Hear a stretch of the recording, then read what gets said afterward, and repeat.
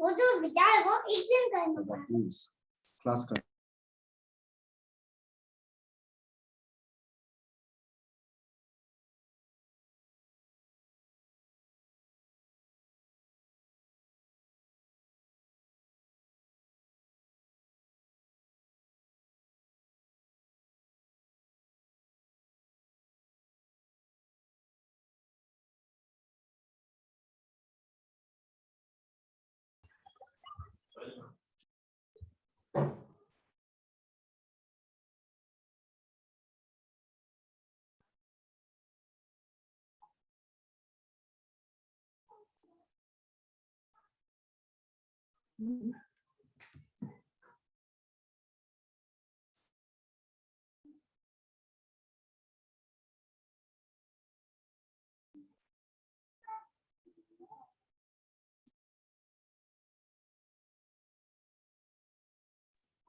Good evening, sir. Good evening. Good evening, sir. Good evening, Suraj, Samreet, अमीर हुसैन और लोग कहाँ हैं भाई? सबको ज्वाइन होने दो. There is a changes in schedule. Yesterday I got calls from my boss, so I can't attend. Okay. हाँ, आ जाओ जल्दी से ज्वाइन कर लो. एक्शन क्लास 5 मिनट डिले हो गया, वो दूसरे पेज का थोड़ा सा एक्सटेंड हो गया था इलेक्ट्रिकल वाले का.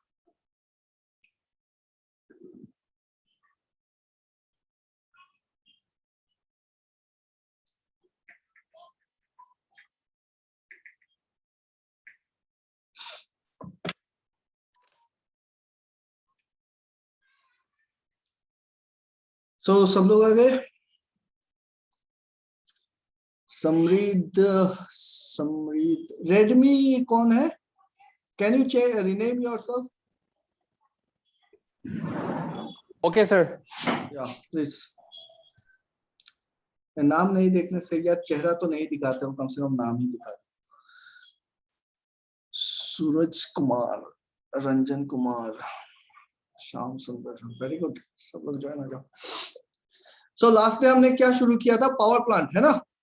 थर्मल पावर प्लांट का हमने टरबाइन तक पहुंचे थे कि कैसे जनरेशन होता है. चलो शुरू करते हैं आज का क्लास और यहीं से शुरू करेंगे.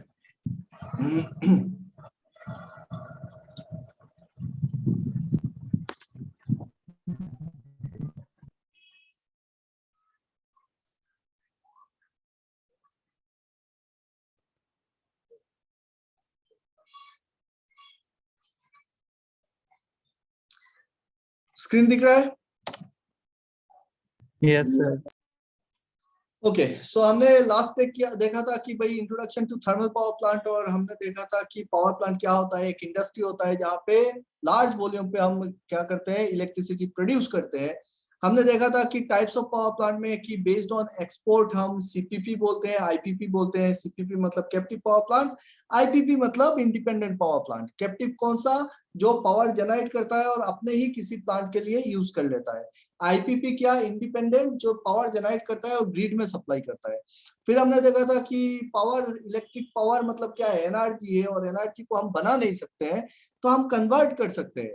तो हम कहां से करेंगे? कोई ना कोई सोर्स ऑफ एनर्जी चाहिए हमको, और based on the source of energy हमने डिवाइड किया था पावर प्लांट को कि हाइड्रो या फिर हाइडल हो सकता है, थर्मल पावर प्लांट हो सकता है, विंड पावर प्लांट हो सकता है, न्यूक्लियर हो सकता है, सोलर हो सकता है, इस टाइप से. फिर हमने देखा था कि जनरेशन करने के लिए इलेक्ट्रिसिटी हमको चाहिए जनरेटर या फिर ऑल्टरनेटर, और उसका बेसिक प्रिंसिपल होता है Faraday's law of electromagnetic induction की फ्लक्स जो है वो अगर किसी कॉइल के साथ चेंज होता रहेगा तो उसमें एक इंड्यूस्ड ईएमएफ जनरेट होता है.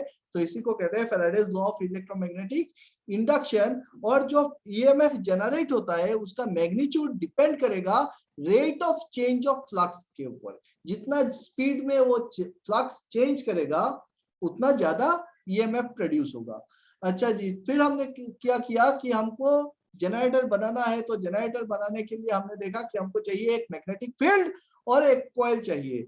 हमने मैग्नेट को ढूंढने की कोशिश की और मैग्नेट ढूंढने निकले तो हमको मिला कि नेचर से जो मैग्नेट मिलता है उसको हम कहते हैं लोडस्टोन. ये एक आयरन ओर है और आयरन ओर को हम बोलते हैं मैग्नेटाइट या फिर लोडस्टोन, लेकिन इसको हम यूज नहीं कर पाए अपने जनरेटर पे। क्यों? क्योंकि ये कॉस्टली होता है, बहुत इसका वेट होता है, बल्की होता है, और इसका फील्ड स्ट्रेंथ जो है वो धीरे धीरे कम होता जाता है। तो हम इसको नेग्लेक्ट कर दिया और हमने क्या किया, आर्टिफिशियली मैग्नेट बनाने की कोशिश की। जब हमने आर्टिफिशियली मैग्नेट बनाना चाहा तो हमने देखा कि हम artificially magnet hard magnetic material से परमानेंट बना सकते हैं, या फिर हम temporary magnet soft magnetic material use करके बना सकते हैं। लेकिन दोनों ही हम यूज नहीं कर रहे हैं। क्यों? क्योंकि इसमें भी वही सेम दिक्कत आएगी कि इसका फील्ड स्ट्रेंथ जो है वो धीरे धीरे कम होता जाएगा जितना दिन जाएगा। तो हमारे पास लास्ट ऑप्शन क्या बचता है, इलेक्ट्रोमैग्नेट। और ये इलेक्ट्रोमैग्नेट क्या होता है? इलेक्ट्रोमैग्नेट होता है कि भाई आप किसी भी कॉइल के अंदर से अगर करंट पास करते हो तो उसके चारों, किसी भी कंडक्टर के अंदर से जब करंट पास होता है तो उसके चारों तरफ एक इलेक्ट्रिकल मैग्नेटिक फील्ड बनता है। तो हमको चाहिए मैग्नेटिक फील्ड, तो बना देंगे, करंट को पास करो मैग्नेटिक फील्ड बनाओ। अब क्या है कि जब हमने ये जान लिया कि हम मैग्नेटिक फील्ड बना सकते हैं, तो हमको क्या चाहिए भाई जनरेटर बनाने के लिए? हमको चाहिए दो कॉइल। एक कॉइल से हम मैग्नेटिक फील्ड बनाएंगे, दूसरे कॉइल में हम करंट प्रोड्यूस करेंगे, ईएमएफ प्रोड्यूस करेंगे। तो दो कॉइल चाहिए, एक को बोलेंगे आर्मेचर, दूसरे को बोलेंगे फील्ड, एक होगा फील्ड कॉइल। फिर हमने देखा कि भाई अब कॉइल तो मिल गया, लगाए कैसे? तो हमने बोला एक रोटर बनाओ, एक स्टेटर बनाओ, स्टैटिक रहेगा या दूसरा घूमेगा। अब रोटर में फील्ड लगाएंगे कि स्टेटर में फील्ड लगाएंगे, कंफ्यूजन आया दिमाग में। तो इस चीज को सॉल्व कैसे किए कि एक काम करो, डीसी करंट जो है उसको देखो और एसी करंट को देखो। दो टाइप के करंट मिलते हैं, एक होता है एसी, दूसरा होता है डीसी। अब फॉर ऑल्टरनेटर मतलब एसी करंट और for generator for DC current, हमने देखा कि कॉइल में जो करंट प्रोड्यूस होता है वो ऑल्टरनेटिंग टाइप का ही होता है। डीसी जनरेटर में क्या करते हैं, हम कम्यूटेटर लगा के कम्यूटेशन करते हैं। तो कम्यूटेशन करना है तो आपको आर्मेचर को घुमाना ही पड़ेगा। अगर आर्मेचर घुमाना है तो आपको फील्ड को स्टैटिक रखना पड़ेगा। ये आ गया आपका रेस्ट्रिक्शन, किसमें? डीसी जनरेटर में। तो डीसी जनरेटर में फील्ड स्टैटिक, आर्मेचर रोटेटिंग, ये हमारी मजबूरी है। एसी जनरेटर में ऐसी कोई मजबूरी नहीं है, आप फील्ड को घुमाओ या स्टेटर आर्मेचर को घुमाओ, कोई मजबूरी नहीं है। लेकिन हम प्रेफर किसको कर रहे हैं? हम प्रेफर कर रहे हैं rotating magnetic field and static armature. क्यों? क्योंकि आर्मेचर में लार्ज करंट प्रोड्यूस होगा, उसको आप ट्रांसफार्मर के साथ कनेक्ट करोगे तो बेटर है कि वो स्टैटिक रहे, ताकि कूलिंग आप अच्छे से कर सको, उसको कूलिंग इफेक्ट आएगा तो आपको हीट होगा, जितना करंट ज्यादा जाएगा उतना हीट होगा। तो उसको ठंडा करने के लिए स्टैटिक रहेगा तो बेटर है, कनेक्शन भी बेटर होगा। अगर रोटेटिंग होता वो कोयल तो आपको इस रोटेटिंग कोयल से करंट को निकालना मुश्किल बात है, क्योंकि आपको कार्बन ब्रास लगाना पड़ता और ब्रास बहुत जल्दी घिस जाता है इतना हाई करंट के, है ना, बहुत जल्दी ब्रास खराब होता, मोटा मोटा ब्रास लगाना पड़ता। तो वो सारी दिक्कतें नहीं है। क्या कर रहे हैं? आर्मेचर को स्टैटिक और फील्ड को रोटेटिंग। इतना सबको समझ में आ गया? Any confusion regarding this? No, sir. नहीं। तो हमने देखा कि चलो ठीक है, ऑल्टरनेटर बनाते हैं और बना लिए भाई, रोटर में लगाए फील्ड का कोयल, स्टेटर में लगाए आर्मेचर और दिया एक्साइटेशन वोल्टेज इसको, तो मैग्नेटिक फील्ड प्रोड्यूस हो गया। लेकिन करंट जनरेट नहीं हुआ। क्यों करंट जनरेट नहीं हुआ? क्योंकि फील्ड हमको क्या चाहिए? फील्ड चेंज होना चाहिए, फील्ड वेरी करना चाहिए। फील्ड यहाँ पे वेरी नहीं कर रहा है, सिर्फ प्रोड्यूस होके बैठा है। तो हमको रोटर को घुमाना पड़ेगा। अब जब घुमाने की बात आई तो मैकेनिकल का काम आया कि हम क्या लगाए ऐसा चीज जिससे अपना इतना भारी भरकम जो रोटर है वो घूम सके। तो हमने देखा हमारे पास घुमाने का दो डिवाइस है, एक तो मोटर लगाओ या फिर आप टरबाइन लगाओ, है ना। तो हम क्या प्रेफर करेंगे? टरबाइन को प्रेफर करेंगे, क्योंकि अगर मोटर लगाते हो तो वो तो फिर से करंट खा जाएगा ना, और जल्दी जल्दी खराब भी होगा कोयल। तो बेटर है भाई टरबाइन लगा दो। टरबाइन क्या है? Turbine is a prime mover. तो टरबाइन को लगाएंगे तो टरबाइन क्या करेगा? अपना ऑल्टरनेटर का रोटर को घुमाएगा। अब जब घुमाने की बात आई तो दिमाग में ये आया कि कितने आरपीएम पे घुमाए इसको, कितना आरपीएम पे घुमाने से अपना करंट, जो करंट चाहिए वो जो डिजायर्ड लेवल है उसके हिसाब से मिलेगा। तो यहाँ पे क्या रेस्ट्रिक्ट कर रहा है? यहाँ पे रेस्ट्रिक्ट कर रहा है फ्रीक्वेंसी, कि इसके बेस पे कि फ्रीक्वेंसी हमको चाहिए भाई 50 हर्ट्ज। इंडिया में जो फ्रीक्वेंसी होता है करंट का वो होता है 50 हर्ट्ज। तो अगर 50 हर्ट्ज चाहिए तो एक फॉर्मूला है P delta N by 120, P मतलब नंबर ऑफ पोल्स, N मतलब स्पीड, रिलेटिव स्पीड, और 120 से डिवाइड कर दो तो हमको मिलता है। तो इस हिसाब से अगर देखेंगे तो स्पीड क्या हो जाएगा, speed will be 120 F by P। अब F का वैल्यू अगर 50 है तो ये हो जाएगा आपका 6000 बाई P, और P क्या है, number of poles of the alternator. अब नंबर ऑफ पोल्स कितने हो सकते हैं, 2 पोल ऑल्टरनेटर हो सकता है, 4 पोल ऑल्टरनेटर हो सकता है, 6 पोल हो सकता है, 8 पोल हो सकता है, 12 पोल हो सकता है। अगर ऐसा है तो 2 पोल ऑल्टरनेटर के लिए कितना आरपीएम चाहिए आपको, 3000 आरपीएम। 4 पोल के लिए 1500, 6 पोल के लिए 1000, 12 पोल के लिए 500 आरपीएम। सो ये डिपेंड कर रहा है कि आपका जो ऑल्टरनेटर है वो कितने पोल का है। पकड़ लो आपने 4 पोल ऑल्टरनेटर ले, 4 पोल के लिए आपको चाहिए 1500 आरपीएम पे ये ऑल्टरनेटर घूमना चाहिए ताकि आपको 50 हर्ट्ज फ्रीक्वेंसी मिले। ये तो फिक्स्ड हो गया, स्टैंडर्ड हो गया। लेकिन आपने जो टरबाइन कनेक्ट किया है उस टरबाइन का आरपीएम 1500 आरपीएम नहीं होगा, उसका कुछ डिफरेंट आरपीएम रहेगा। हो सकता है अगर आप स्टीम टरबाइन या फिर गैस टरबाइन यूज कर रहे हो तो इसका हाई आरपीएम होता है, 7000, 8000 आरपीएम होगा, 12000 आरपीएम होगा। तो अगर इसका आरपीएम है 8000, 10000 आरपीएम है तो और आपको चाहिए सिर्फ 1500 आरपीएम, तो आपको क्या करना है, यहाँ पे आपको कनेक्ट कर देना पड़ेगा गियर बॉक्स, है ना। तो आपने लगा दिया यहाँ पे एक गियर बॉक्स टरबाइन के साथ, ताकि ये अगर 8000 पे घूम रहा है और आपको आउटपुट मिले 1500। क्लियर। अभी हमको 1500 आरपीएम पे रोटर घुमाने का तरीका मिल गया है। हमने लगाया है, पकड़ लो, हमने लगाया एक स्टीम टरबाइन, और स्टीम टरबाइन का आरपीएम ज्यादा होता है, तो पकड़ लो 8000 आरपीएम पे घूम रहा है स्टीम टरबाइन, और एक गियर बॉक्स लगाया है जिससे हमको यहाँ पे 1500 आरपीएम मिल रहा है। अभी क्या है, रोटर तो घूम रहा है, जब रोटर फुल आरपीएम पे घूम रहा होगा तो हम क्या करेंगे, अभी दे देंगे इसको excitation voltage. The moment you will supply the excitation voltage, यहाँ पे क्या होगा, एक मैग्नेटिक फील्ड क्रिएट हो जाएगा, और जैसे मैग्नेटिक फील्ड क्रिएट होगा वो मैग्नेटिक फील्ड भी तो 1500 आरपीएम पे घूमेगा, और जब मैग्नेटिक फील्ड 1500 आरपीएम पे घूम रहा है तो आपका क्या होगा, 50 हर्ट्ज का इलेक्ट्रिसिटी प्रोड्यूस हो जाएगा यहाँ पे, और जो हमको 11 केवी वोल्टेज पे मिल रहा होगा। सो 11000 वोल्ट या फिर 11 केवी पे हमने जनरेट कर लिया। अब बात यहाँ पे आता है कि ये जो टरबाइन हम लगाए हैं हमारा मैकेनिकल का, ये तो इलेक्ट्रिकल से होंगे, इलेक्ट्रिकल से होंगे तो फिर हम ऑल्टरनेटर साइड में जाएंगे, मैकेनिकल से है तो फिर हम टरबाइन साइड में शिफ्ट करते हैं कि भाई ये जो तो लगा दिए हैं, तो टरबाइन क्या होता है और कितने टाइप का होता है उसको देखना है, वो सीखना है। तो टरबाइन बेसिकली आपको मिलेगा 3 टाइप का, जो इंडस्ट्री में मिलेगा, क्या क्या, steam turbine, hydro turbine, gas turbine, या फिर चौथा टाइप का मिलेगा विंड टरबाइन, है ना। तो ये जो टरबाइन है क्या चीज, व्हाट इज टरबाइन?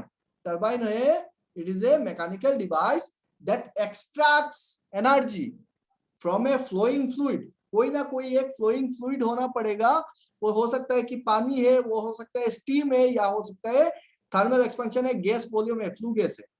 तो ये क्या करेगा, फ्लू गैस से या फिर फ्लूइड से एनर्जी को एक्सट्रैक्ट कर रहा है और it converts into useful work. हम क्या बोल सकते हैं इसको, we can say that it is a mechanical device that converts mechanical और thermal energy into rotational energy. Turbine का काम कुछ नहीं है, टरबाइन का काम है सिर्फ घुमाना। अब ये तो घुमा देगा, आप इसके साथ जनरेटर को कनेक्ट करो, करंट प्रोड्यूस करेगा। आप टरबाइन के साथ कंप्रेशर लगाओ, ये आपको कंप्रेस करके आपका गैस देगा। आप इसके साथ कोई पंप लगाओ, वो घुमाएगा। कुछ भी लगा दो टरबाइन के साथ, टरबाइन का काम है घुमाना, इसीलिए इसको कहते हैं प्राइम मूवर। ये कोई खुद से कुछ काम नहीं करता है, ये दूसरों से करवाता है, ये घुमाता रहता है ना। सो टरबाइन जो है, टरबाइन हमने देखा 3 types of turbine based on working principle. क्या क्या टाइप का होगा, एक होगा इंपल्स टरबाइन, दूसरा होगा रिएक्शन टरबाइन। ये है वर्किंग प्रिंसिपल टरबाइन का, कि आप किस तरीके से इसको ले रहे हो, ब्लेड्स कैसे बना रहे हो, इंपल्स है कि रिएक्शन है। दूसरा है कि बेस्ड ऑन वर्किंग फ्लूइड, हमने अभी देखा है hydro turbine, steam turbine, gas turbine, wind turbine, यही तो टरबाइंस होते हैं। अब अगर आप एक स्टीम टरबाइन लेते हो और स्टीम टरबाइन से अगर आपको काम करवाना है, काम लेना है, तो आपको क्या चाहिए, आपको चाहिए स्टीम। और स्टीम कौन बनाएगा, स्टीम कौन बनाएगा बताओ हमको क्या चाहिए। अभी स्टीम टरबाइन को चलाने के लिए we need large volume of steam, है ना। Yes, sir. तो स्टीम कौन बनाएगा भाई मेरे लिए? Boiler. Boiler sir. Boiler Boiler, sir. बनाएगा, टरबाइन के लिए स्टीम बनाएगा बॉयलर, है ना। अब बताओ कि बॉयलर क्या होता है? What is a boiler? Boiler is a steam generator and according to, अगर आपका जो एग्जाम है ना, एग्जाम पे आप एकेडमिक पे लिखते हो कि any steam generator is a boiler, वो चल जाएगा। लेकिन जब आप इंटरव्यू पे जाओगे, आप अगर बॉयलर के इंटरव्यू पे जा रहे हो, आप बीओई लेवल पे इंटरव्यू पे जा रहे हो या फिर लिख रहे हो, तो वहां पे अगर आप लिखोगे कि any steam generator is a boiler, वो मार्क्स काट देगा आपको। According to IBR 1950, IBR Act 1950, any closed vessel exceeding the capacity of 22.75 liters that generates steam under pressure is a boiler. तो वो कोई भी स्टीम जनरेटर हो सकता है वो आपके घर का प्रेशर कुकर है जिसका वॉल्यूम जो है वो 22.75 लीटर से ऊपर है। तो अगर घर का प्रेशर कुकर का भी अगर वॉल्यूम 22.75 लीटर से ऊपर है, जिसमें आप स्टीम बना सकते हो हाई प्रेशर पे, तो वो क्या हो जाएगा, वो एक बॉयलर डिक्लेयर करेंगे। और वो अगर कुकर है, उसमें आप खिचड़ी अपने घर पे नहीं बना सकते हो, उसके लिए आपको परमिशन लेना पड़ेगा। किससे परमिशन लेना पड़ेगा? बॉयलर इंस्पेक्टर से जाके परमिशन लेना पड़ेगा कि सर मेरे घर पे एक कुकर है जिसका वॉल्यूम है 22.75 लीटर, अब कुकर में बनेगा स्टीम, तो क्या मैं बना सकता हूँ? वो बोलेगा मुझको इंस्पेक्ट करना पड़ेगा, उसमें क्या सारे सेफ्टी डिवाइसेस लगे हुए हैं, अगर है तो मैं परमिशन दूंगा। और बॉयलर को चलाने के लिए किसी भी इंडस्ट्री में जो बॉयलर लगते हैं ना, कहीं पे भी जाओ आपको स्टीम की जरूरत पड़ेगी। प्रोसेस इंडस्ट्री हो, आप पावर प्लांट हो, तो हर जगह पे आपका स्टीम चाहिए और बॉयलर चाहिए ही चाहिए। अगर बॉयलर चाहिए तो बॉयलर को चलाने के लिए कुछ रूल्स होते हैं, कुछ मैंडेटरी चीजें हमको माननी पड़ती है, क्योंकि बॉयलर ऐसे ही कोई भी आदमी बॉयलर नहीं चला सकता है।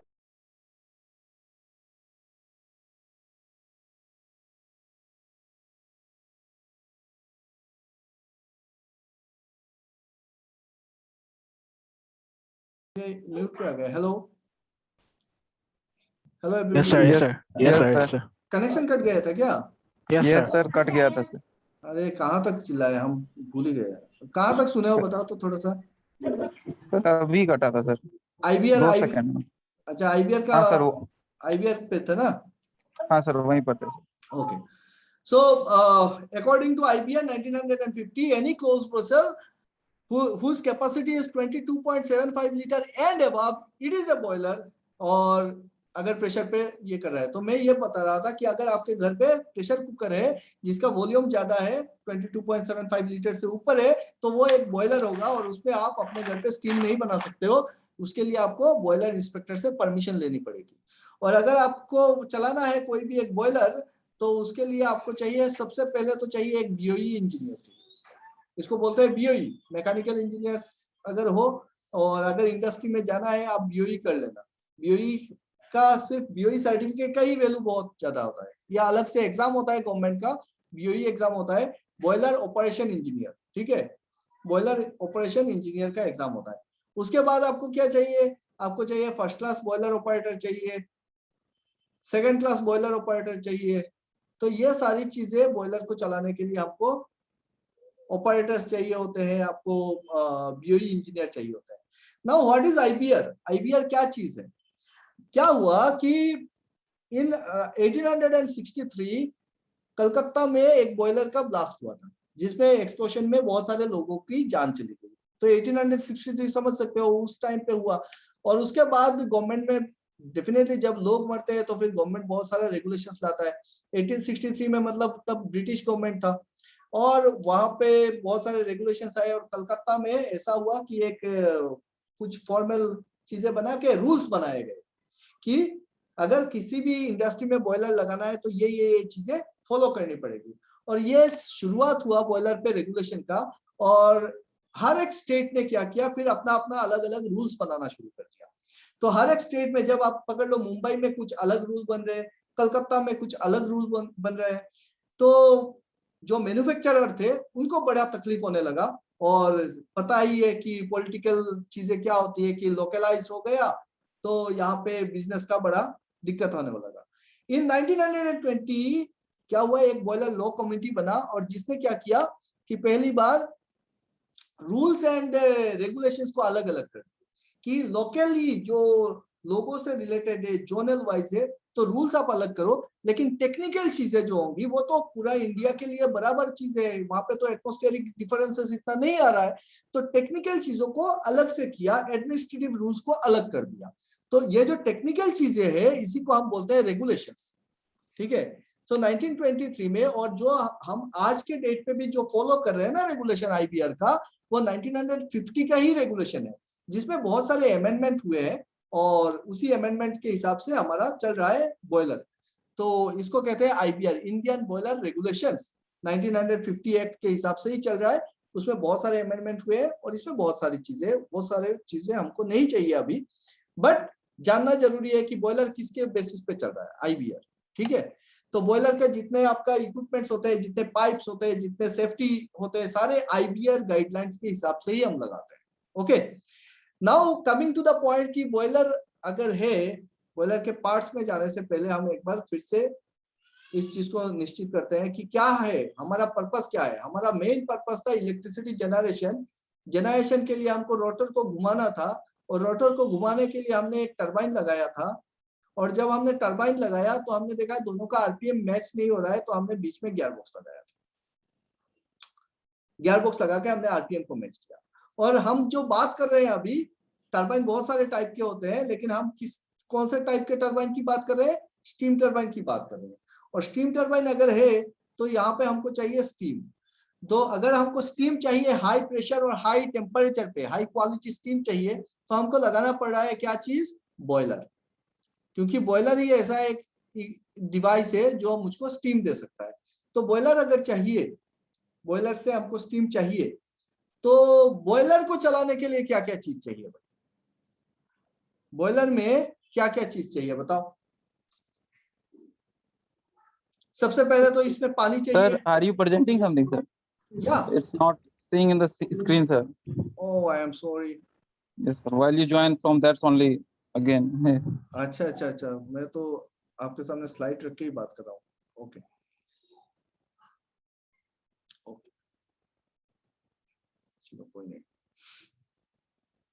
अभी ठीक है। Yes, sir. Yes. Okay okay, so मैं तो सोचा कि यार देख रहे हो, होता है गड़बड़ कभी कभी, सॉरी।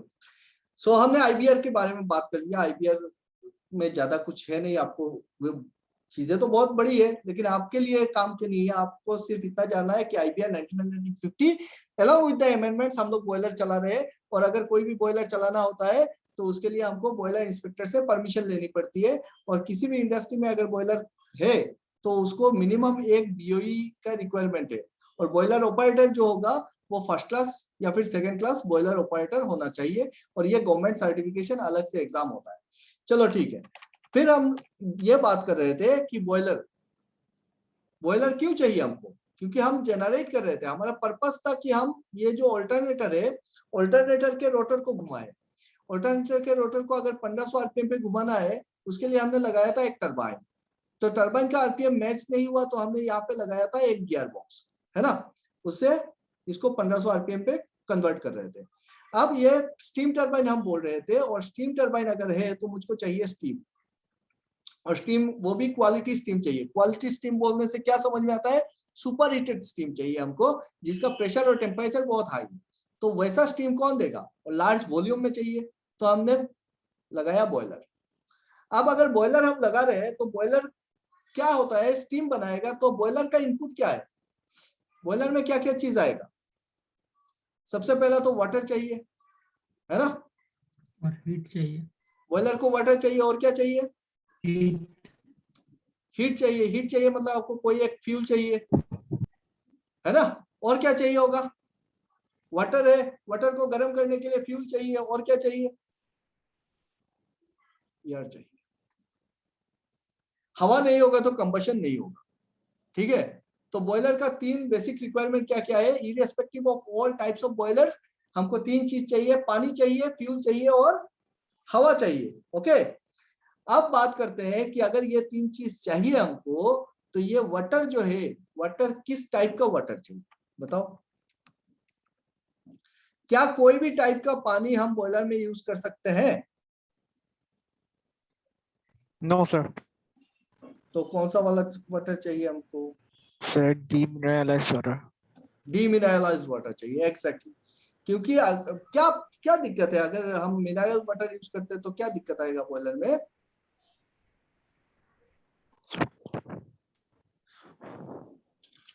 You can find क्या हो सकता है?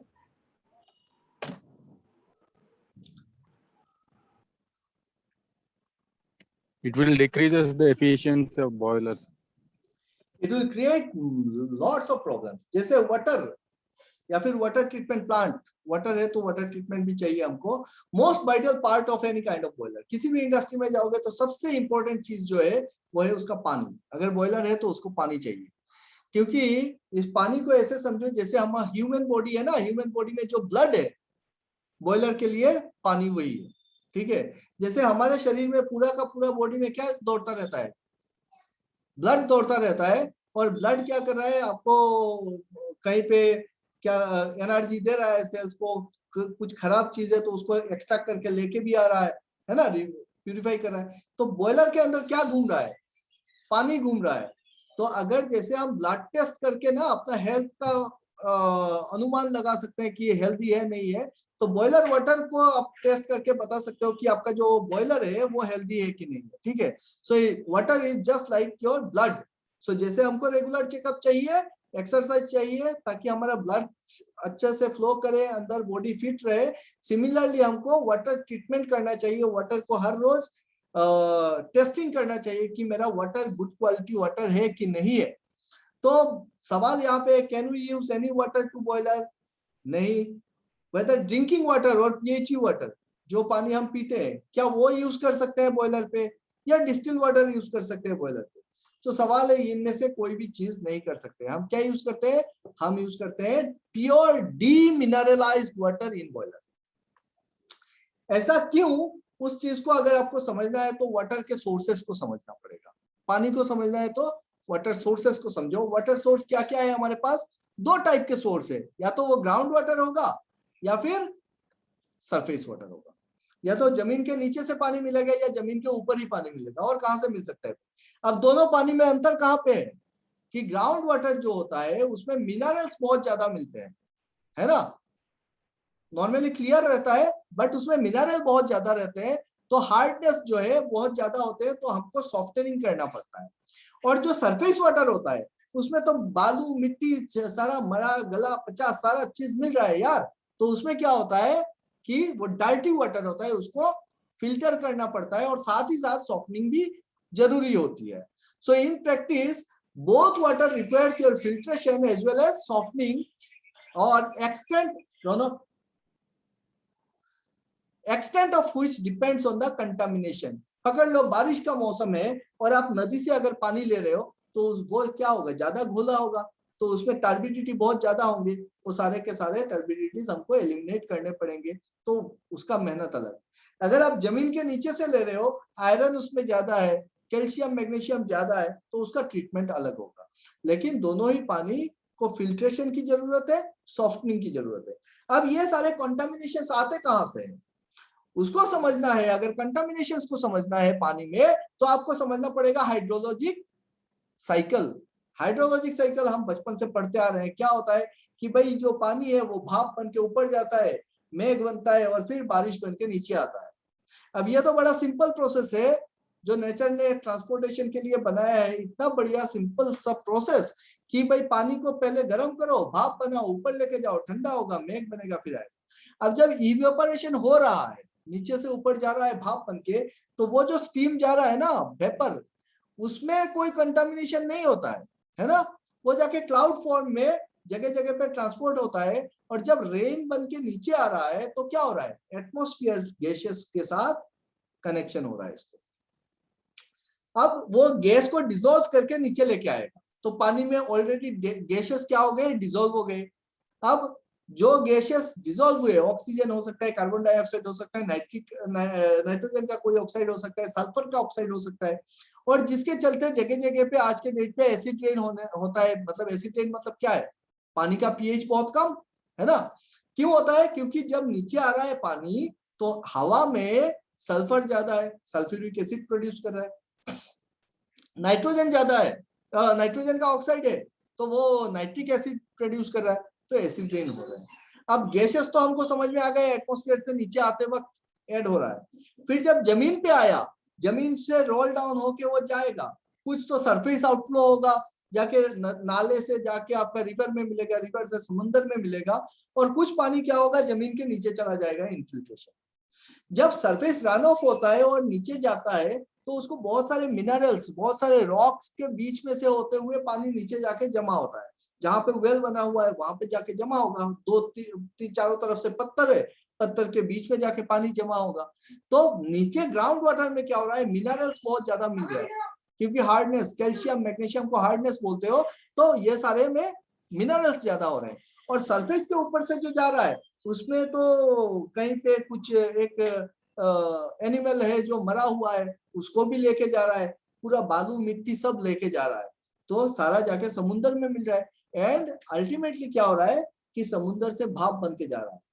तो जो सारे मिनरल्स वो पानी अपने साथ लेके जाया था, सारा समुद्र में के पानी में रह गया। इसीलिए समुद्र का पानी क्या होता है, खारा होता है, जिसमें बहुत ज्यादा मिनरल्स हो जाते हैं ना, सोल्ट्स ज्यादा होते हैं। तो this is the hydrologic cycle. any questions regarding on this hydrologic cycle? Anybody? No, sir. So पानी में कैसे मिनरल्स मिलते हैं वो हम समझ गए कि भाई पानी में ये साइकिल होता है, और इसी साइकिल के चलते पानी में बहुत सारे मिनरल्स या फिर अलग अलग चीजें मिल रहे हैं। अब देखो पानी हमको मिलता कहाँ से, ओशन और सीज में 96-97% पानी वहीं पे है, जो किसी काम का नहीं है हमारा, पानी तो बहुत है।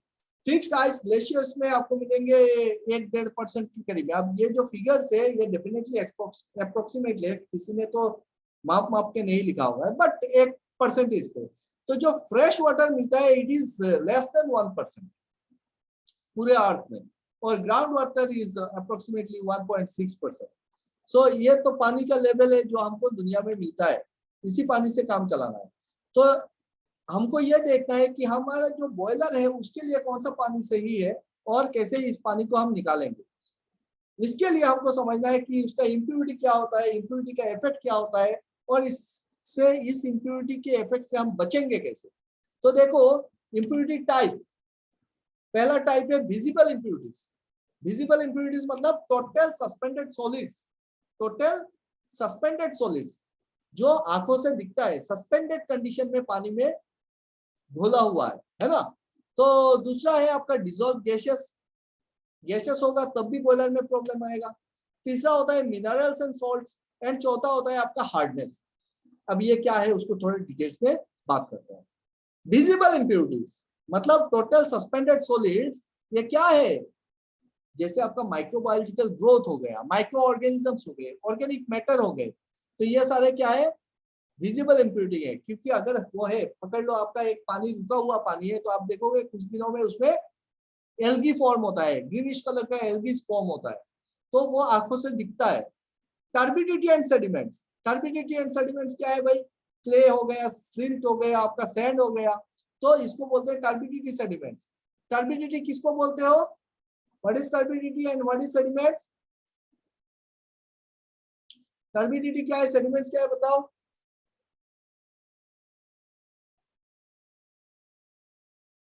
एनीबॉडी। झाग सर, टर्बिडिटी झाग होता है। टर्बिडिटी और सेडिमेंट्स मतलब पकड़ लो पानी, आप अगर नदी से या फिर जो तालाब है वहां से अगर एक बकेट पानी लाते हो और रख देते हो, तो देखोगे कुछ देर के बाद नीचे मिट्टी जमा हो जाएगा, है ना। लेकिन कुछ पार्टिकल्स ऐसे होंगे कि आप अगर 3 दिन रख दो तब भी वो नीचे जमा नहीं हो रहा है, वो घूमता ही रहेगा।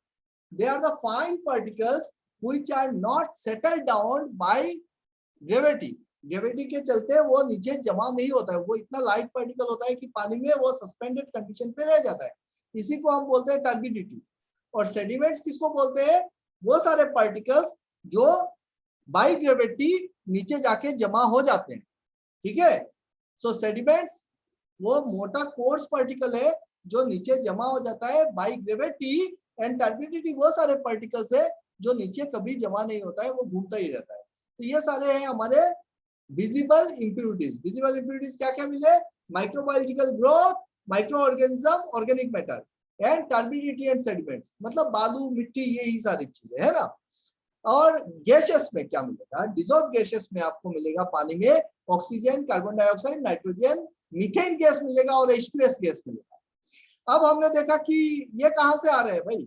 ऑक्सीजन, कार्बन डाइऑक्साइड, नाइट्रोजन, ये तो तीनों गैस तो आपके एटमॉस्फेयर से आ रहे हैं जब पानी ऊपर से नीचे आ रहा है। मीथेन गैस कहां से आ रहा है? H2S कहां से मिल रहा है? तो गटर होता है, कहीं पे बंद जमा हुआ जगह है जहाँ पे सनलाइट बहुत ज्यादा नहीं आ रहा है, तो वहां पे H2S प्रोड्यूस होता है। नाला है, ये सारे जगह पे गटर में H2S गैस प्रोड्यूस होता है, बदबू होता है ना H2S का, तो वहां से ये सारे गैसेस मिल जाते हैं। मीथेन गैस का बात कर रहे हैं तो नेचुरल गैस जो होता है उसमें क्या रहता है? मेनली मीथेन रहता है, ठीक है। तो यहाँ से तो गैसेस मिल जाते हैं पानी में। तीसरा चीज है minerals and salts. Mineral salts कैसे मिलते हैं पानी में? जब पानी नीचे जा रहा है, थोड़ा देर पहले देखा था कि जमीन के नीचे जो रॉक्स होते हैं उसमें तो मिनरल्स है, तो वहां से डिसॉल्व होकर रह जाते हैं। जैसे मिनरल क्या हो गए आपके? आयरन है, मैंगनीज है, एल्यूमिनियम है, सोडियम, पोटेशियम, फ्लोराइड, सिलिका, बहुत सारे कुछ भी हो सकते हैं मिनरल्स, आर्सेनिक, तो सारे मिनरल्स मिल जाते हैं। और चौथा है आपका हार्डनेस। हार्डनेस क्या है भाई? Hardness is the salts of calcium and magnesium. Salts of calcium and magnesium, yes, bicarbonate और या क्लोराइड, सल्फाइड किसी भी फॉर्म में हो, तो salts of calcium and magnesium को हम बोल रहे हैं हार्डनेस, ठीक है। तो कैल्शियम और मैग्नीशियम किसी भी फॉर्म में रहे तो हार्डनेस दो तरीके का होता है, एक को बोलते हैं टेम्पररी हार्डनेस, दूसरे को हम बोलते हैं परमानेंट हार्डनेस, ठीक है। परमानेंट किसको बोल रहे हो? Salt of calcium and magnesium as chloride या सल्फेट या और किसी फॉर्म में है तो। और अगर कार्बोनेट या बाइकार्बोनेट फॉर्म में है, कार्बोनेट या बाइकार्बोनेट फॉर्म में है, तो इसको हम क्या बोलते हैं?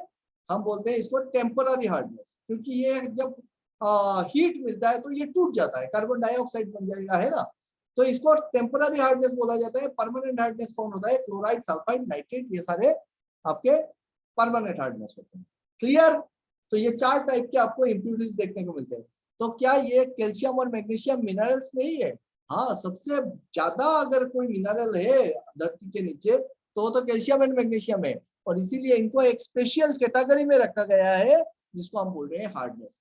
फोकस वहीं पे रहता है क्योंकि कैल्शियम और मैग्नीशियम आपके बॉयलर के अंदर सबसे ज्यादा प्रॉब्लम क्रिएट करने वाले हैं। क्लियर? समझ में आ रहा है मैं क्या बोल रहा हूँ? Yes, Yes, sir. sir.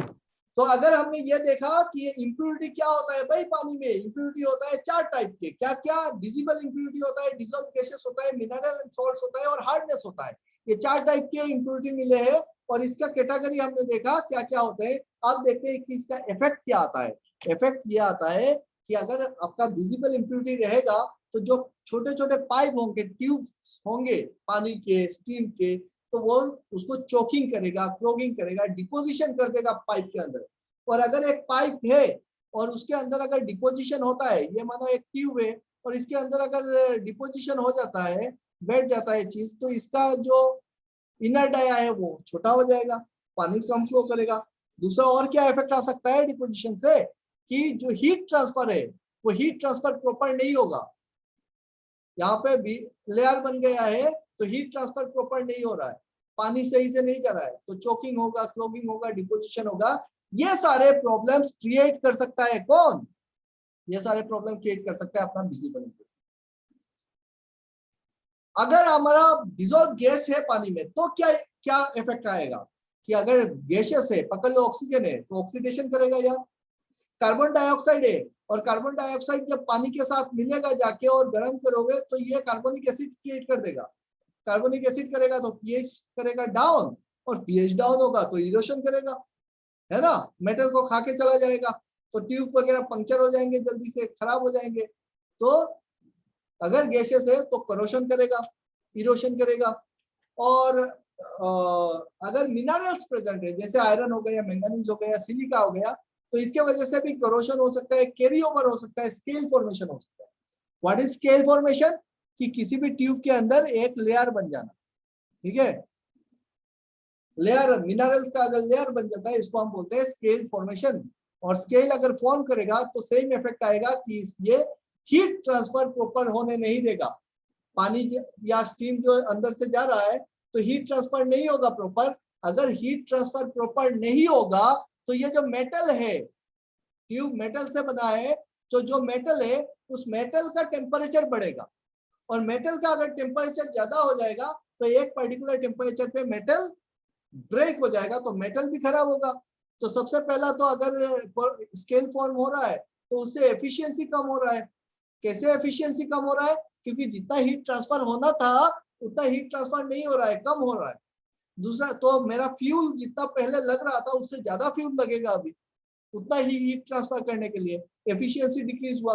और अल्टीमेटली क्या हुआ कि ये हीट ट्रांसफर नहीं होने की वजह से हीट तो जाएगा कहाँ पे? फिर वो मेटल जो है वो मेटल ज्यादा गर्म होगा क्योंकि इससे हीट ट्रांसफर नहीं हो रहा है, और अल्टीमेटली वो मेटल पंक्चर हो जाएगा, ब्रेक हो जाएगा। हर एक मेटल का अपना एक ब्रेकडाउन टेम्परेचर होता है, उससे ऊपर जाएगा तो मेटल ब्रेकडाउन होगा। तो ये सारी दिक्कतें आएंगी आपके मिनरल या फिर सॉल्ट से। हार्डनेस क्या होता है सर? हार्डनेस होता है कैल्शियम और मैग्नीशियम का सॉल्ट। ये क्या करता है? ये बॉयलर के अंदर स्केल फॉर्म करता है। कहां पे करता है? हॉट जोन पे करता है। नॉर्मल टेम्परेचर पे कोई दिक्कत नहीं है इसका, कैल्शियम मैग्नीशियम का हार्डनेस का। लेकिन हम बॉयलर के अंदर क्या करेंगे? सुपर हीट करेंगे, और बॉयलर का जो टेम्परेचर है वो अगर आपका 490 डिग्री सेंटीग्रेड है, उस टेम्परेचर पे जाने के बाद 300, 350, 400 डिग्री पे आपका क्या होगा? ये कैल्शियम स्केल फॉर्म करना शुरू करेगा, ठीक है, ब्रेक होगा तो स्केल फॉर्मेशन होगा। तो हाई टेम्परेचर जोन पे स्केल फॉर्मेशन होता है ड्यू टू हार्डनेस। तो इसका रेमेडी क्या है? कि पानी में तो ये रहेगा ही रहेगा, ये चारों चीजें रहेगा, इसको हमको उड़ा देना पड़ेगा।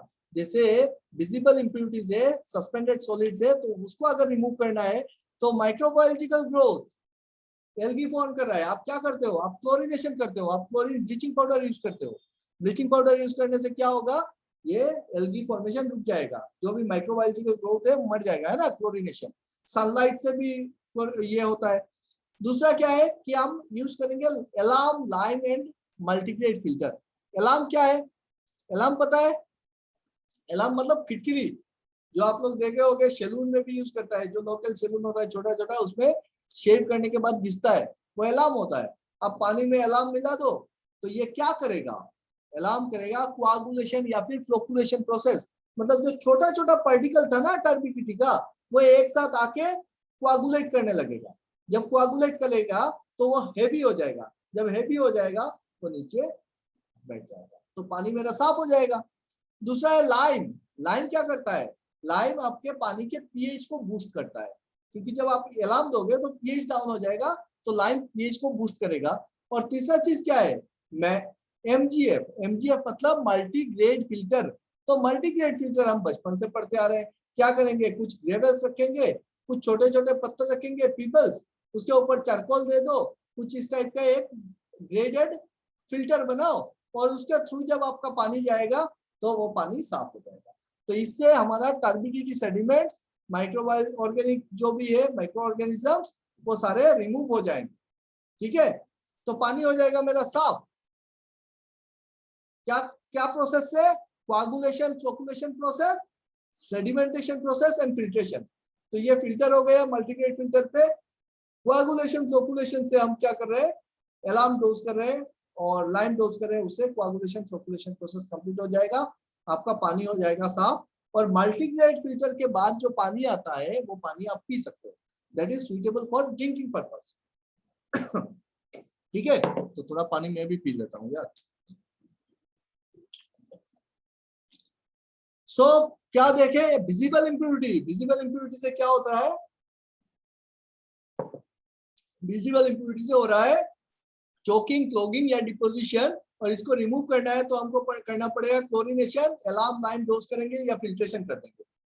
दूसरा इंप्योरिटी क्या था? Dissolve gases. डिसॉल्व गैसेस के चलते क्या हो रहा है? कोरोशन हो रहा है। इसको कैसे रिमूव करेंगे? इसको रिमूव करने के लिए हमारे पास दो यूनिट है, एक को बोलते हैं डीगैसर यूनिट, एक को बोलते हैं डीएरेटर। ठीक है। डीगैसर यूनिट जो है ये आपके वाटर ट्रीटमेंट प्लांट का एक हिस्सा है, देखेंगे हम लोग बाद में। और डीएरेटर जो है ये बॉयलर का हिस्सा है, ठीक है। सो डीगैसर में सारे गैसेस जो है वो डल्टन्स लॉ ऑफ पार्शियल प्रेशर के ऊपर बेस करके पार्शियल प्रेशर हाई करके सारे गैसेस को रिमूव किया जाता है पानी का। और डीएरेटर जो है इसमें मेनली हम बोलते हैं कि डिसॉल्व ऑक्सीजन जो है उस ऑक्सीजन को रिमूव किया जाता है, साइमल्टेनियसली अदर गैसेस भी रिमूव होते हैं, ठीक है। तो ये आपके डोजिंग पे डिपेंड करेगा, इसको आप बोलोगे इंटरनल ट्रीटमेंट, ये एक्सटर्नल ट्रीटमेंट पे आएगा वाटर ट्रीटमेंट प्लांट पे। नेक्स्ट क्या है भाई, वो है मिनरल्स एंड सॉल्ट्स। अब मिनरल्स बहुत सारे टाइप के हैं भाई। सबसे पहला तो जो चीज मिलता है सबसे ज्यादा वो है आयरन। आयरन को अगर रिमूव करना है तो आपको लगाना है आयरन रिमूवल फिल्टर, IRF, ठीक है। तो आयरन रिमूवल फिल्टर जो होगा उसके अंदर भी बहुत सारे ग्रेवल्स रहेंगे मोटे मोटे, और इसमें हम कुछ KMnO2 टाइप के कुछ केमिकल डोज करेंगे, जो क्या करेगा फेरिक से फेरास बनाएगा, Fe2 से Fe3+ बनाएगा, और फिर वो जो पीपल्स है उसके सरफेस पे सारे आयरन पार्टिकल्स लग जाएंगे तो आपके पानी में आयरन कम हो जाएगा, है ना। तो IRF लगा दिया आयरन के लिए।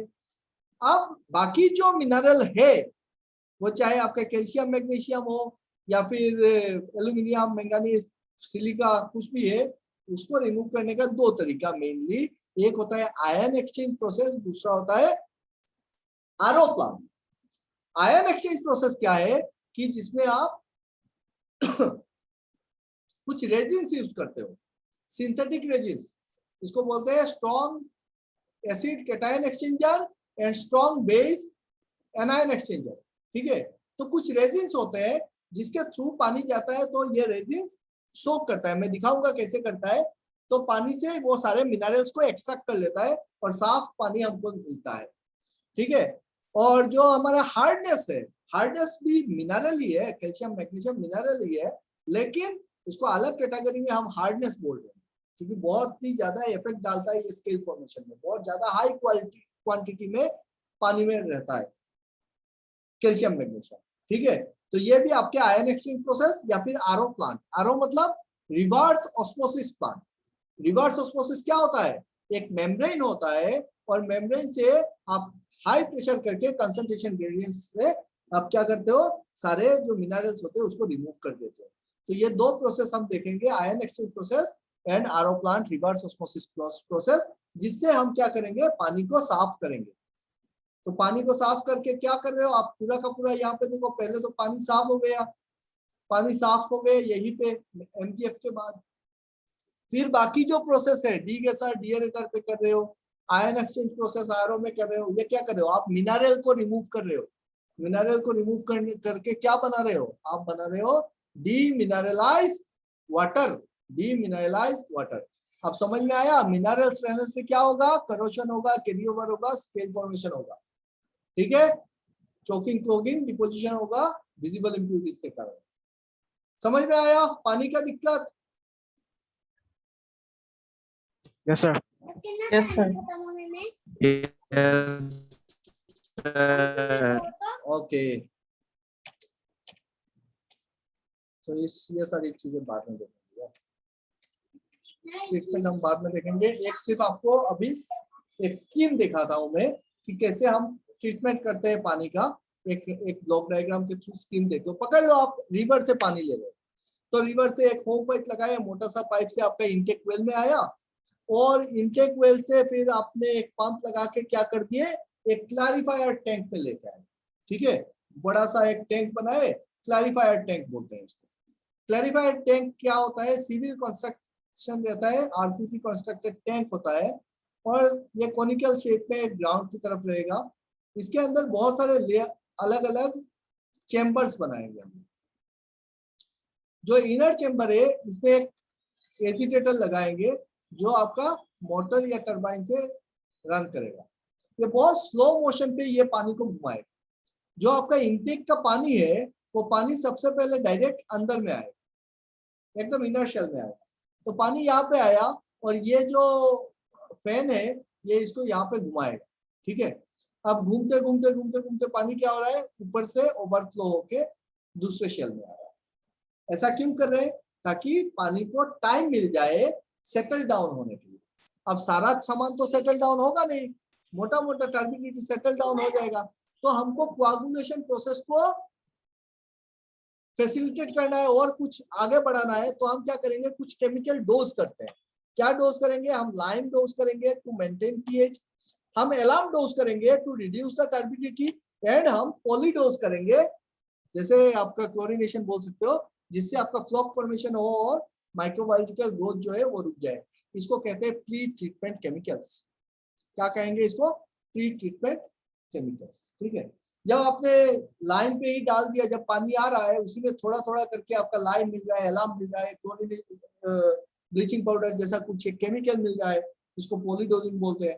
तो ये क्या कर रहा है, जब क्लैरिफाइड टैंक में आ रहा है तो ये अपना जो टर्बिडिटी सेडिमेंट्स है वो सारे नीचे जमा हो जाए, और नीचे से हम ड्रेन से फिर से इसको रिवर में दे देते हैं, फिर से इसको घुमा के रिवर में देते हैं।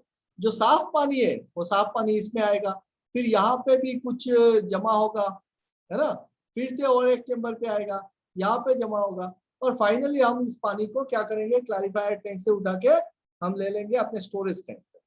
ठीक है, अब स्टोरेज टैंक के बाद मोटा मोटी साफ हुआ, कुछ टर्बिडिटी आपका कम हो गया, टर्बिडिटी कम हो गया, इसको बोलते हैं टीडीएस, टोटल डिसॉल्व सॉलिड्स कुछ कम हो गया, and then you are taking it to several reservoirs and settling basins, and ultimately you are taking it into your MTF, multigrade filter। Multigrade filter के बाद ये साफ पानी होगा, जो आप क्या करोगे, डायरेक्टली आप अपने कूलिंग टावर पे लेके जा सकते हो, अपने प्रोसेस पे ले सकते हो, लेकिन इसको हम बॉयलर पे फीड नहीं कर पाएंगे क्योंकि इसमें अभी मिनरल प्रेजेंट है। तो बेसिन के लिए, सिटी कूलिंग टावर के लिए ठीक है, प्रोसेस के लिए ठीक है, और बॉयलर पे देने के लिए हम क्या करेंगे, इसपे हम सोडियम हाइपोक्लोराइड या फिर से क्लोरीनेशन करेंगे ब्रेक टैंक पे, और फिर आयरन रिमूवल टैंक पे लेंगे एक पंप के थ्रू। आयरन रिमूवल टैंक से आयरन रिमूव हो जाएगा, फिर लगाएंगे हम लोग एक्टिवेटेड कार्बन फिल्टर। आपके घर पे भी देखना, जो एक्वागार्ड होता है उसमें एक जो बाहर रहता है फिल्टर, उसमें क्या रहता है, आपका आयरन रिमूवल फिल्टर रहता है। अगर आरओ है आपके घर पे तो देखोगे उसके अंदर एक एक्टिवेटेड कार्बन फिल्टर है ना। तो ये सारे फिल्टर्स लगते हैं। एक्टिवेटेड कार्बन फिल्टर क्या करता है, वो क्लोरीन को शॉक करता है, और क्लोरीन को शॉक करता है मतलब जो बैड ऑर्डर है ना, पानी का जो बदबू है वो निकल जाता है इससे। और फिर क्या करते हो आप, स्ट्रॉन्ग एसिड कैटायन एक्सचेंजर में डालते हो। स्ट्रॉन्ग एसिड कैटायन एक्सचेंजर क्या है, इसके अंदर रहता है रेजिन्स। ठीक है, पकड़ लो आप एक इंप्योरिटी पकड़ लो, से calcium chloride CaCl2, calcium chloride आपका पानी में है, तो ये क्या कैसे रहेगा, कैल्शियम 2+ और Cl-, इस हिसाब से अभी आपका जो रेजिन होगा RH रेजिन, ठीक है, ये क्या करेगा R+H- नहीं R-H+, सॉरी। तो ये H क्या करेगा, HCl, R जो है माइनस, ये कैल्शियम को पकड़ लेगा। जो रेजिन है आपका सिंथेटिक रेजिन, वो क्या करेगा, कैल्शियम को पकड़ लेगा, और पानी जो है वो उसमें मिल जाएगा आपका हाइड्रोक्लोरिक एसिड बनके एसिड पार्ट लेके चला जाएगा। अब इसके बाद क्या होगा, आपने मिनरल तो रोक दिया रेजिन के थ्रू, लेकिन पानी में क्या हो गया, एसिडिक हो गया पानी, तो आपका पीएच जो है पीएच डाउन हो गया। इसके चलते आप क्या करोगे, और इस प्रोसेस पे क्या होगा, गैसेस निकलेंगे बहुत, तो डीगैसर यूनिट लगा के यहीं से आप ब्लोअर के थ्रू गैसेस को निकाल दोगे, and then you will add SBA। SBA क्या होता है, स्ट्रॉन्ग बेस एनायन एक्सचेंजर। इसमें भी रेजिन रहता है, और ये होता है ROH रेजिन, R+OH-। जो HCl यहाँ पे रिलीज हुआ था, इसी HCl को ये खा जाएगा, कैसे, H+HCl-। तो ये क्या करेगा, R+ है तो ये क्लोरीन को रोक देगा, और OH- H+ तो वाटर बन के चला जाएगा, और ये रेजिन में आपका क्लोरीन रहता है। तो ये जो रेजिन्स होते हैं कुछ टाइम के बाद ये एग्जॉस्ट हो जाएंगे, इसको फिर से रीजनरेट करना पड़ता है, क्योंकि इसके बॉडी पे सरफेस पे लग रहा है ना आके मिनरल्स जो है रेजिन्स एग्जॉस्ट हो जाएंगे, इसको फिर से रीजनरेट करना पड़ेगा आपको, इसी को रीजनरेशन भी कहते हैं। ठीक है, फिर आप एक मिक्स पेड लगाओगे, मिक्स पेड में 50-50% में RH रेजिन भी रहेगा, ROH रेजिन भी रहेगा, दोनों रेजिन 50-50% पे रहेगा, और फाइनल वाटर जो है वो मिलेगा आपको डी मिनरल वाटर, वो आएगा आपके डीएम स्टोरेज टैंक पे। अब मिल गया आपको डीएम, एकदम प्योर डीमिनरलाइज्ड वाटर मिला, लेकिन जो वाटर मिक्स्ड बेड के बाद मिलेगा उसका पीएच भी आपका रिक्वायर्ड पीएच से कम रहेगा, अप्रोक्सीमेटली पकड़ लो 6.4 6.5 पीएच के करीब में रहेगा। और अपने बॉयलर के लिए ना पीएच आपको चाहिए 8.8 से 9.2 के बीच में। अब ये क्यों चाहिए, ये रेंज क्यों है, उस पर भी बात करेंगे बाद में।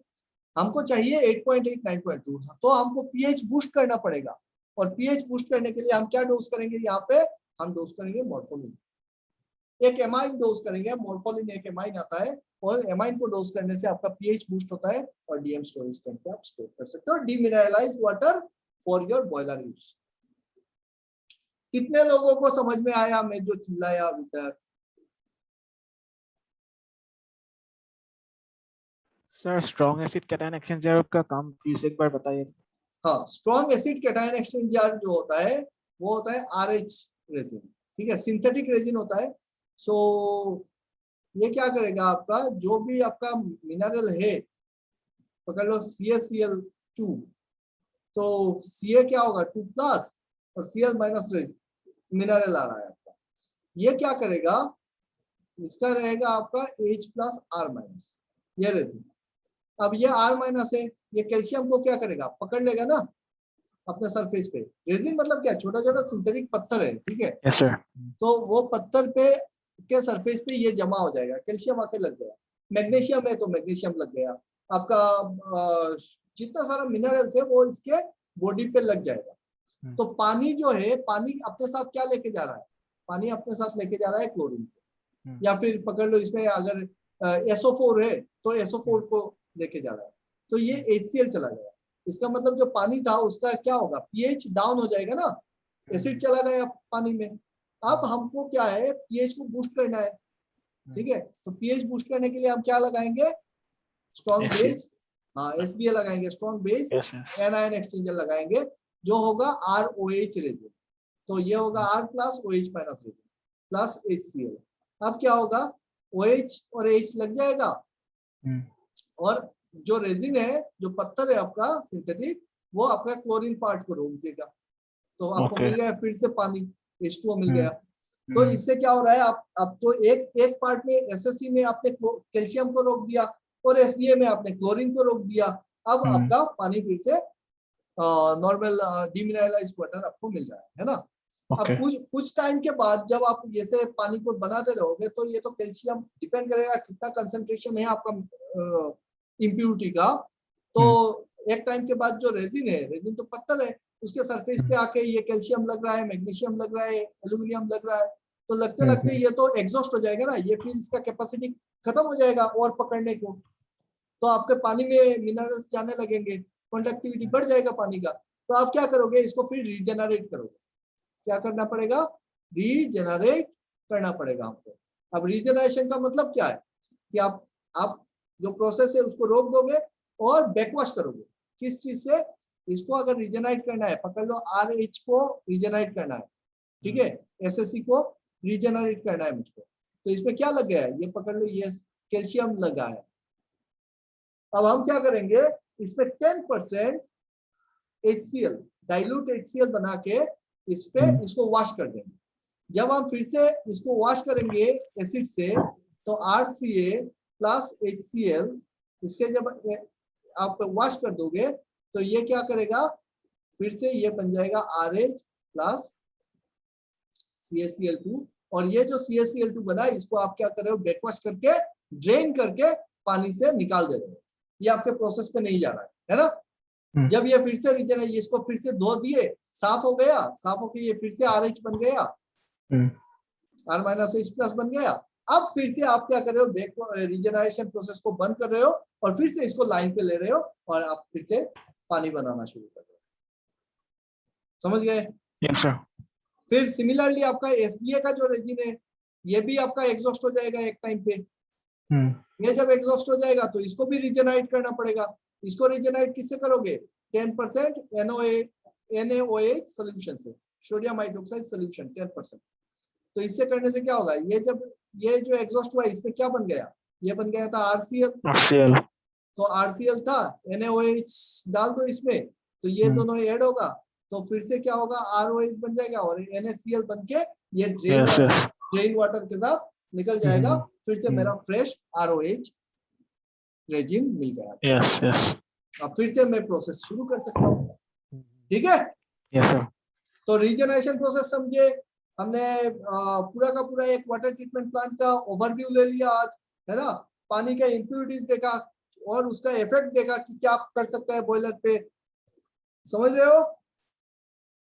Yes sir. Any questions anybody? Sir बोलो। सर स्केल फॉर्मेशन सर फिर से एक्सप्लेन कर दीजिए एक बार। स्केल फॉर्मेशन, देखो जो बॉयलर का ट्यूब है, ठीक है, अगर आपका कैल्शियम आ रहा है इसमें, अब कैल्शियम आएगा, मैग्नीशियम आएगा, तो ये जो नॉर्मल टेम्परेचर होता है ना, नॉर्मल टेम्परेचर पे कैल्शियम मैग्नीशियम ये सब क्या होता है, डिसॉल्व स्टेट पे रहता है लिक्विड के साथ, पानी के साथ। लेकिन जैसे ये इसमें टेम्परेचर आएगा, जब ये गर्म होगा, तो ये क्या होगा, ये डिपॉजिट होना शुरू करेगा, और जो बॉयल ट्यूब का बॉडी है, मेटल है, मेटल के ऊपर ये लोग एक लेयर बना देगा। ठीक है, ये क्या करेगा, पूरे के पूरे ट्यूब के अंदर से एक लेयर बनाएगा। देखना आप अगर आयरन वाला जो ग्राउंड वाटर होता है, अगर आप टेप वाटर में आयरन है आपका, तो आप देखोगे कि बकेट में जब आप पानी रखते हो तो उसके अंदर एक रेड कलर का एक लेयर बनता है। Yes sir, yes sir. जो लोग ज्यादा आयरन वाला पानी यूज करते हैं तो उनके दांतों के ऊपर भी देखना एक रेडिश कलर का लेयर बनता है, तो वही होता है स्केल फॉर्मेशन। उसी को तो स्केल कहते हो कि पानी रहते रहते उसके ऊपर एक स्केल फॉर्म हो गया। यस ये सर, क्या यस होता है, सर। केमिकल रिएक्शन होता है इसमें, और पूरा का पूरा एक लेयर बन जाता है बॉयलर के ट्यूब के अंदर। जब लेयर बन जाएगा, यहाँ पे स्केल अगर फॉर्म करेगा, तो जब आप बाहर से हीट दे रहे हो तो पूरा का पूरा हीट आपके पानी में नहीं जा रहा है। अगर पानी में पूरा हीट ट्रांसफर हो जाता तो क्या था कि आपका मेटल का जो टेम्परेचर था वो गर्म नहीं होता, मेटल गर्म नहीं होता, एक लिमिट तक गर्म होता, लेकिन उसके ऊपर नहीं जाता।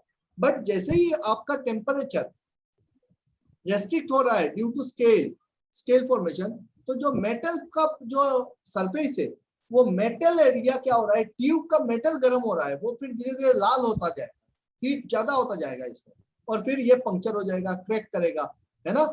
ये सारे दिक्कतें आए सर तो मतलब सर वो वाटर से ज्यादा हीट मेटल हो रहा है।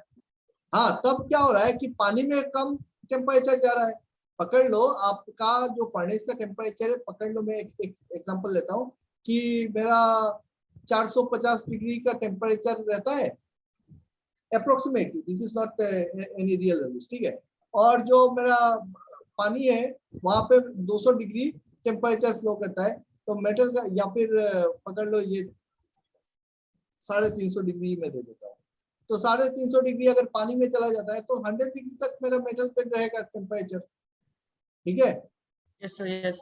लेकिन अगर यहाँ पे रेस्ट्रिक्शन आ गया, तो ये 450 डिग्री का टेम्परेचर जब मैंने दिया हीट, उस हीट का एक पार्ट यहाँ पे गया, और अभी क्या हो रहा है कि 250 डिग्री जा रहा है पानी पे। यस। तो ये मेटल पे कितना टेम्परेचर, कितना एनर्जी आ रहा है, कितना हीट आ रहा है, यहाँ पे 200 डिग्री का 200 आ टेम्परेचर रहा है। तो मेटल धीरे धीरे गर्म होता रहेगा। जितना स्केल बढ़ेगा उतना कम हीट ट्रांसफर होगा, जितना हीट ट्रांसफर कम होगा मेटल का टेम्परेचर उतना बढ़ता रहेगा। यही ये एक कारण हो सकता है जिसके चलते आपका बॉयलर का जो ट्यूब है वो पंक्चर हो जाएगा, क्रैक हो जाएगा, खराब हो जाएगा, ठीक है। Yes, okay sir. आपके यहाँ पर कभी कभार और कुछ एनी अदर क्वेश्चंस? लाइटनिंग्स भी होती है। नहीं, तो एक काम करते हैं, एक पटक से हम लोग समराइज करते हैं इस चीज को जो हमने अभी पढ़ा, समराइज करके आज का क्लास खत्म करेंगे। वाटर ट्रीटमेंट प्लांट से शुरू करते हैं, क्या हमने क्या पढ़ा, ठीक है। तो बाकी तो हमने देखा कि भाई हमको पावर प्लांट में करंट जनरेट करना था, तो जनरेटर हमने बनाना सीखा, उससे आप लोगों को उतना ज्यादा मतलब नहीं है। लेकिन जनरेटर को घुमाने के लिए आपको टरबाइन चलाना है, और टरबाइन से आपको मतलब है। अब टरबाइन अगर लगाना है तो गियर बॉक्स लगाना है, ये सारे मैकेनिकल चीजें हैं। अब क्या है कि टरबाइन हमने लिया स्टीम टरबाइन, और अगर हमको स्टीम टरबाइन चलाना है तो हमको चाहिए क्वालिटी स्टीम, और क्वालिटी स्टीम कहाँ से मिलेगा, हमको मिलेगा बॉयलर से। तो बॉयलर के अलग अलग टाइप होते हैं, उसमें बाद में जाएंगे, लेकिन कोई भी टाइप का बॉयलर हो उसमें हमको 3 चीज चाहिए, एक चाहिए पानी, दूसरा चाहिए फ्यूल, तीसरा चाहिए हवा, एयर। तो अगर हमको ये तीनों चीज चाहिए तो पहला वाला चीज पकड़े कि पानी, कौन सा टाइप का पानी चाहिए भाई? हमको चाहिए डीमिनरलाइज्ड वाटर। डीमिनरलाइज्ड वाटर क्यों चाहिए? क्योंकि अगर मिनरल रहेगा तो इससे या फिर और इंप्यूरिटीज रहेगा तो उससे बहुत सारा दिक्कत आता है अपने बॉयलर पे। तो क्या दिक्कत आता है तो उसको समझने के लिए हमने देखा पहले वाटर का सोर्स। इस दुनिया में कहीं पे भी जाओ पानी आपको दो जगह से मिलेगा, या तो सरफेस से मिलेगा या ग्राउंड से मिलेगा। सरफेस मतलब क्या है कि रिवर से मिल सकता है, समुद्र से मिल सकता है, पॉन्ड से मिल सकता है, लेक से मिल सकता है, ये सारे सरफेस वाटर है। और ग्राउंड वाटर जो वेल बोरवेल से मिलते हैं वो होता है ग्राउंड वाटर, जमीन के नीचे वाला पानी। जमीन के नीचे वाला पानी में क्या होता है कि सर उसमें बहुत सारे मिनरल्स होते हैं, और जो सरफेस वाला पानी होता है उसमें क्या होता है डर्टी वाटर होता है। इसमें कचरा वगैरह बहुत मिल जाते हैं, माइक्रोबायोलॉजिकल ग्रोथ होते हैं इससे। अच्छा जी, तो क्या करना है कि दोनों ही पानी को हमको कुछ हद तक सॉफ्टनिंग भी करना पड़ेगा और कुछ हद तक फिल्टर करना पड़ेगा। अगर सरफेस वाटर है तो फिल्ट्रेशन ज्यादा चाहिए उसमें, क्योंकि गंदा पानी होता है। ये सारे गंदगी कहाँ से आते हैं? उसके लिए हमने देखा कि भाई आपका हाइड्रोलॉजिक साइकिल को समझते हैं कि पानी आता कहाँ से है। कि पानी जो आता है वो समुद्र से भाप बन के जाता है। अब खाली समुद्र से थोड़ा ही नहीं जाता है। मेरा ये जो ग्लास है, ग्लास का पानी है, वहां से भी तो भाप बन के उड़ रहा होगा। तो सारे के सारे पानी ऊपर जाते हैं, क्लाउड बनते हैं, ट्रांसपोर्ट होते हैं। कहीं पे जाके गर्मी मिला, वहां पे जाके रेनफॉल होता है। जब पानी नीचे आ रहा होता है तो वो गैसेस को शोक कर लेता है। जमीन पे धरती पे आया तो जमीन से रन डाउन होता है, सरफेस आउटफ्लो होता है।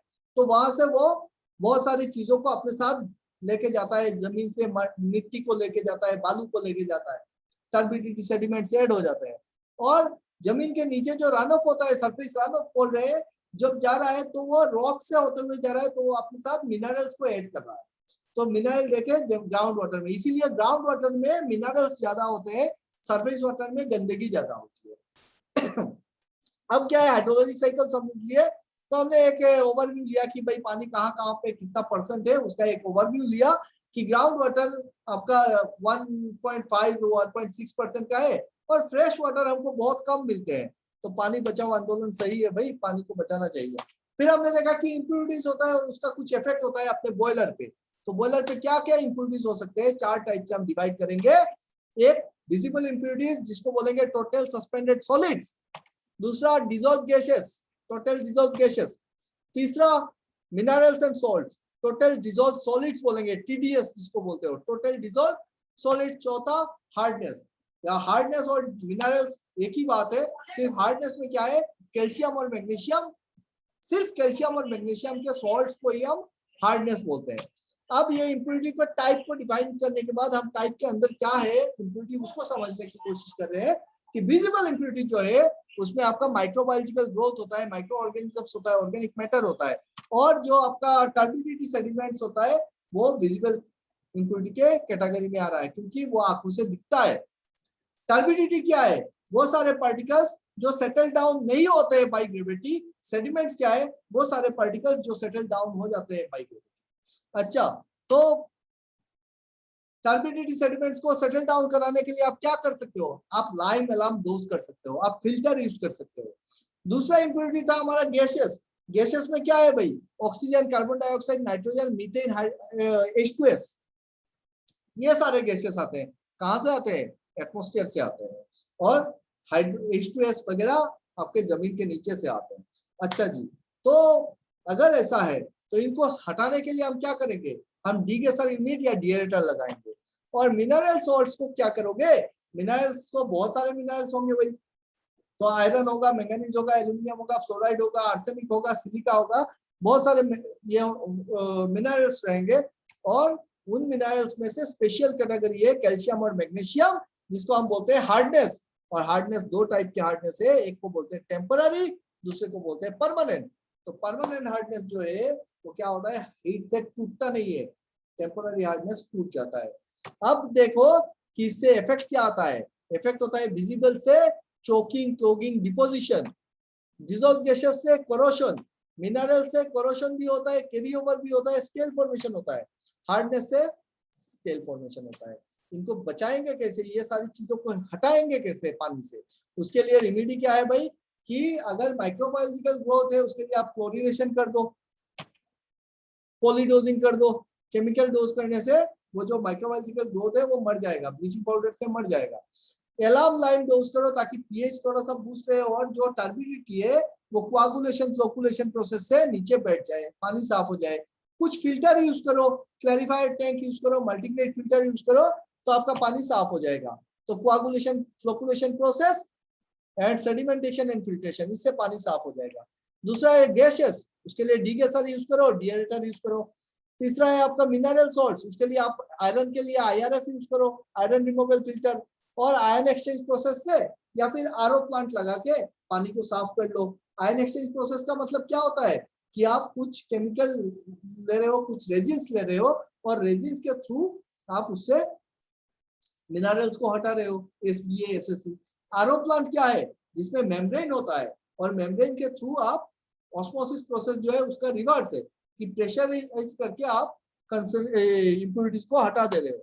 और हार्डनेस कहाँ से रिमूव होगा, सेम आयन एक्सचेंज प्रोसेस से या फिर आरओ प्लांट से रिमूव हो जाएगा। अच्छा सर, ये ही है बातें। और फिर हमने लास्ट में क्या देखा, एक पूरा का पूरा स्कीम देखा वाटर ट्रीटमेंट का, कैसे रिवर से इंटेक वेल से आपने क्लैरिफाइड टैंक पे लिया, और जब क्लैरिफाइड टैंक पे जा रहा था उसके बीच में आपने प्री ट्रीटमेंट केमिकल्स डाल दिए। प्री ट्रीटमेंट केमिकल्स क्या है, लाइम एलार्म डोज कर दो, पॉलीडोजिंग कर दो, तो सेडिमेंटेशन हो जाएगा, कोआगुलेशन फ्लोकुलेशन प्रोसेस हो गया। फिर गया आपका मल्टीग्रेड फिल्टर पे, मल्टीग्रेड फिल्टर पे आपने ग्रेडिंग करके रखा है, ग्रेवल्स पीपल्स, आपने चारकोल दे दिया तो साफ हो गया। और उसके बाद क्या किए, आपने आईआरएफ लगा दिया, आईआरएफ में आयरन रिमूव हो गया, एक्टिवेटेड कार्बन फिल्टर लगा दिए, क्लोरीन रिमूव हो गया। फिर आपने क्या किया, स्ट्रॉन्ग एसिड कैटायन एक्सचेंजर लगाया और एक डीगैसर यूनिट लगा दिया, ताकि स्ट्रॉन्ग एसिड कैटायन एक्सचेंजर के बाद जितने सारे गैसेस निकलेंगे वो सारे गैसेस आप रिमूव कर दो। एंड देन आप यूज कर रहे हो एक SPS, strong base anion exchanger, mixed bed, and finally DM storage tank. और डीएम स्टोरेज टैंक से पहले आप डोज कर दे रहे हो मॉर्फोलिन। ये मॉर्फोलिन क्या चीज है, इट इज एन एमाइन जो आपका पीएच को बूस्ट करेगा। आपको बॉयलर के रॉ वाटर में 8.8 से 9.2 के बीच का पीएच चाहिए, दो it will very for pressure के साथ, तो बाद में देखेंगे क्या हो रहा है। नॉर्मली जो नॉर्मल रेंज का बॉयलर होता है उसमें आपको 8.8 से 9.2 के बीच में पीएच चाहिए। यही सारी चीजें समझ में आया? Yes Yes, sir, sir. Yes, sir. Yes sir. कैसा लगा? Yes sir. हाँ बोलो, सूरज बोलो।